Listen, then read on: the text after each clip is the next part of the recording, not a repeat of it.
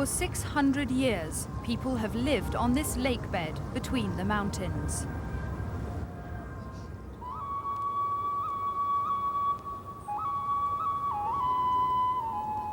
The Aztecs founded Mexico City in 1325.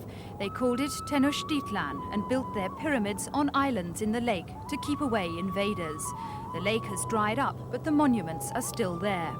Mexico City today is a far cry from the peaceful valley that Cortes, the Spanish explorer, conquered in 1521. Today, Mexico City is traffic-bound, smog-bound, and in the opinion of many Mexicans, it's totally out of control.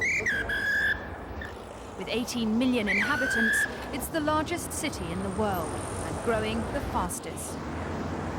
There just isn't the room, the roads, or the breathing space for everybody. The city is the center of all government, even though the country of Mexico is the size of Europe, and there are enormous regional differences between the states in the north and the states in the south.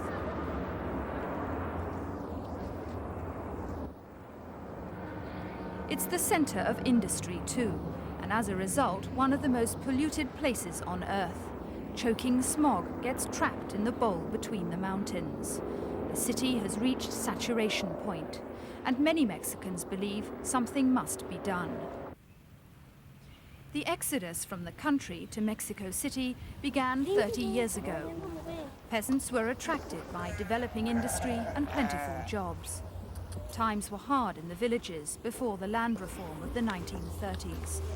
Since then, industry has continued to develop, while agriculture in rural areas has fallen behind.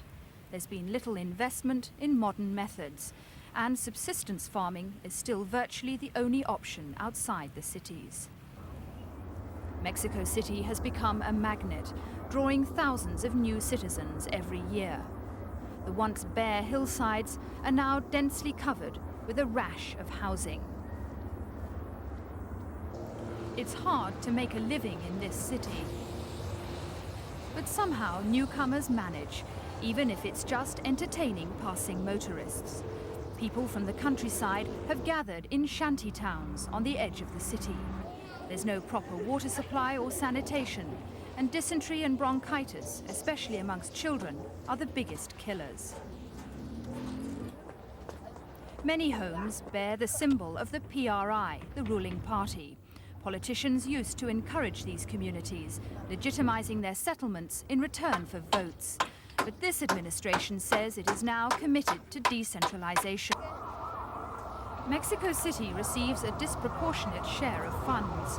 Federal spending covers more than 80% of the budget here, compared with 2% in other cities. So the capital has better subsidized public facilities. The largest single expense is the 69-mile-long subway system. The cost of a fare anywhere is a fifth of a penny, less than it costs to print the ticket. A bus ride here costs less than a fifth for the same journey in a smaller town. Despite recent government announcements that some state agencies would be moved, Pemex, the national petroleum company, built its flagship headquarters here, 800 miles away from the oil fields. Banamex, the largest nationalized bank, has cancelled plans to move to a city 100 miles away. Industrialists argue that the government has done little to decentralize, so they too must stay where the power lies. Polluting, potentially hazardous industries are located right in the heart of the capital. But the earthquake demands a speedier response to the problem. Overcrowding and substandard building contributed to the high death toll. People were shocked to find that modern skyscrapers fell, while old Mexican haciendas dating from Spanish times survived. Many people believe the city needs more open spaces, and parks should be built where concrete jungle was torn down by the quake. The destruction of some government buildings has given an impetus to the relocation of public employees. 20,000 will be moved out in the coming months. But the earthquake may ultimately be a setback, because money set aside for developing the regions will have to be used to rebuild Mexico City. As long as the regions are denied